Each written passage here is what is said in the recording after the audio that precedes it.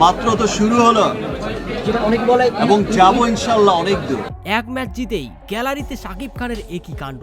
দর্শক, শাকিব খান ক্রিকেট ভালোবাসেন, এই খেলা দেখেন এবং এই ক্রিকেট নিয়েই সিনেমা বানান। তাই তো বেশ আনন্দের সাথেই এবারের বিপিএল এর আসরে ঢাকা দল কিনে নিয়েছিলেন শাকিব খান। বেশ ঢামডল পিটিয়েই ঢাকাই সিনেমার এই নায়ক লিটন দাস, তানজিদ তামিম, এমনকি মুস্তাফিজের মতো কাটার মাস্টারকেও দলে ভিড়িয়েছিলেন। কিন্তু টানা ৬টি ম্যাচ যেন তারা হতাশায় ভুগিয়েছে শাকিব খানকে। এক পর্যায়ে যেন গ্যালারিতে গিয়ে খেলা দেখাই বাদ দিয়েছিলেন শাকিব খান।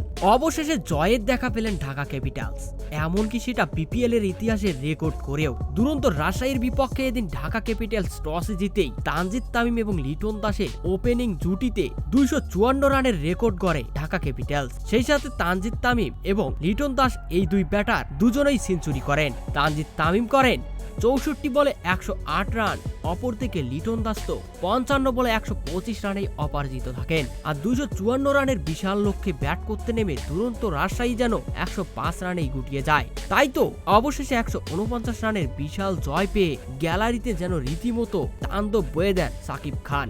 এক ম্যাচ জয়ই যেন তার ৬ ম্যাচের হারের বেদনা ভুলে দিয়েছে। তো দর্শক, আপনারা কি চান শাকিব খান এবারের বিপিএল এ তার দল চ্যাম্পিয়ন হোক? কমেন্ট করে জানিয়ে দিন।